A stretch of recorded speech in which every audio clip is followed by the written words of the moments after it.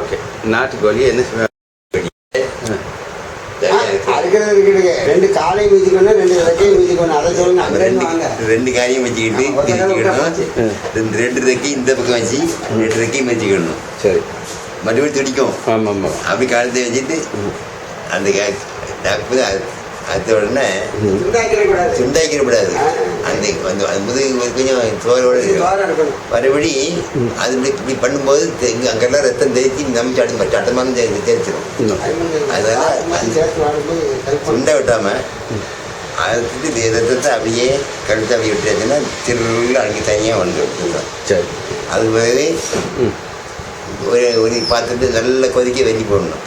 எதை கொதிக்க வைக்கிச்சு? பாத்திரத்தில் வெந்நி போடணும். சரி. கொதிக்க வேணும் தண்ணியை. ஓகே. கொதிக்க வச்சு இந்த கோழியை அப்படியே ரெக்கையோடு சேர்த்து அந்த தண்ணிக்குள்ள முக்கணும். சரி.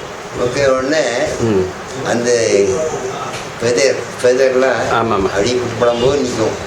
அது பிடுங்கிறதுலே தான் இருக்கும். சரி. மறுபடியும் சும்மா பிடுங்கிறதா பிடிக்க முடியாது. ஒன்றும் பிடிக்க முடியாது. அப்படி அவங்க தோல் மட்டும் அவியும்.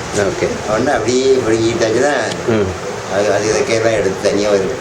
சரி. பெட்டில் போட்டு தூர வேறு அது சின்ன முடிக்கலாம் இருக்கும். ஆமாம். அதுக்கெல்லாம் நைஸாக அப்படியே இப்படி எடுக்கணும். சரி. கஷ்டமாக வரலாம். ஓகே. இப்படி மீன் எடுத்துட்டு அது நல்ல கவலையாக அப்படி கழுவணும். ஓகே. கழுவி கொஞ்சம் மஞ்சள் அரைச்சி வச்சுக்கணும். ஓகே. மஞ்சள் அரைச்சி அதில் பூசணும். எதில்? அது மேலேயா? மேலே அந்த பாடி முழுகும். குடல் எடுக்கலை, வலிகை குடல் அறுக்கலை, முழுசாக நல்லா எல்லா முடியும் எடுத்துட்டு தண்ணி விட்டு குடிப்படுத்தி. எதுக்கு அப்படி செய்கிறாங்க? இந்த மாதிரி மஞ்சளை வச்சு நல்லா தேய்ச்சா அதில் உள்ள அந்த கிருமிகள்லாம் போயிடும். சரி. அந்த வச்சுட்டு இதெல்லாம் கழுவிட்டு இந்த கொஞ்சம் நெருப்பு போட்டு அதில் வாட்டணும். 3 கோழியை அப்படியே வாட்டினாச்சுன்னா நுணுக்கமான சின்ன முடிகள் கூட கரிஞ்சிடும். ஓகே. ஆக கம்ப்ளீட்டாக முடியை ஃபெதர் எடுத்தாச்சு. சரி.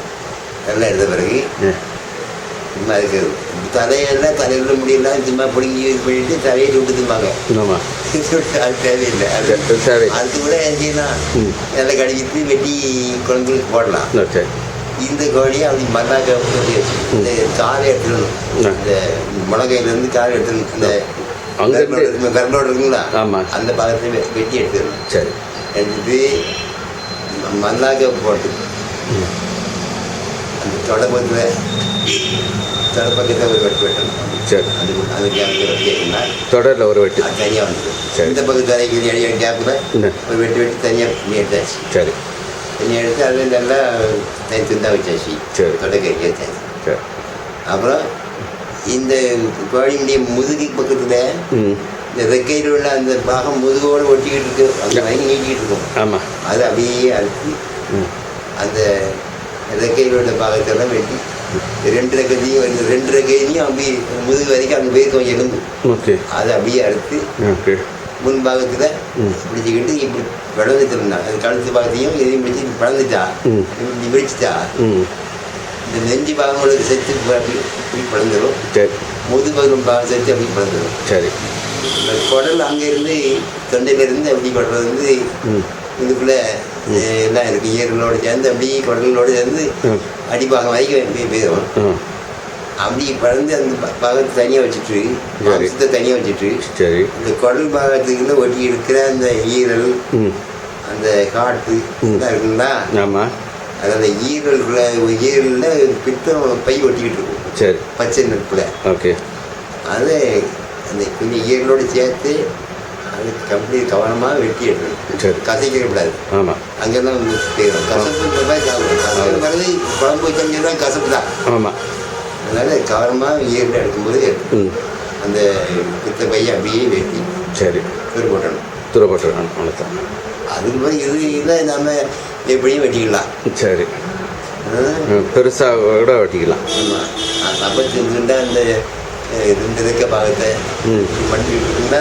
ஆமாம். இந்த பாகம் தனியாக இந்த பாகம் தனியாக அது வெட்டி எடுக்கணும். நெஞ்சு பாகத்து தனியாக சரி வெட்டி எடுத்துக்கலாம். ஓகே. அதாவது அந்த குடலில் கல்பட்டின்னு ஒன்று இருக்கும். சரிக்கா. ஆமாம். இந்த அப்பெண்டிக்ஸ் இருக்குங்களா? ஆமாம். அந்த மாதிரி திக்காக இருக்கும். ஆமாம். வந்து நவபாத்திரம் அது கெட்டியான பொருள் அது. சரி. அதை எடுத்தால் அதை ரெண்டாக வெட்டினா வெட்டினா உள்ளுக்குள்ள திக்கான ஒரு தோல் இருக்கும். அது அப்படி பழந்தாச்சுன்னா உள்ளுக்குள்ள அது கோழி சாப்பிட்டா இந்த கல் துணி இதுக்கெல்லாம் மாரி இருக்கும். சரி. அது அந்த திக்கான தோலோடு சேர்த்து அப்படியே எடுத்துடணும். சரி. எடுத்துடணும். அது குழம்புல போடலாம். உடனே கீதல் காட்டு எல்லாம் போட்டுக்கலாம். சரி. உடனே எடுத்து தூவி போட்டுக்கணும். மட்டை திந்ததை வைக்கி நல்லபடியாக மசாலா அரிசி இது கோழியை பக்கம் மட்டும் பண்ணியாச்சு. இந்த குழம்பு வைக்கிறது பெண்களுக்கு தெரியும். இஞ்சி, அது உங்கள் டிபார்ட்மெண்ட்டில். ஆமாம், இஞ்சி போடு, இன்னொன்று அந்த இஞ்சி போடு நல்லா தண்ணி வச்சுருப்பாங்க. அப்புறம் கசகசா அதெல்லாம் வச்சுருப்பாங்க. மசாலா எல்லாம் தேங்காயெல்லாம் போட்டு நல்லா குழம்பு வச்சு தேங்காய் பால் நெய் வேகும். இந்த இந்த 2 ஏலக்காய் 2 கிராம்பு போட்டுலாம் கசகசா மசாலாவோட அரைச்சிக்கிடுவாங்க. சரி. அரைச்சி நல்லா மணமாக குழம்பு வச்சு ரசம் பண்ணி நல்லா வெங்காயம்லாம் போட்டு சூப்பராக சமைச்சு சாப்பிட வேண்டியது. அவ்வளோதான். தேங்க்யூ.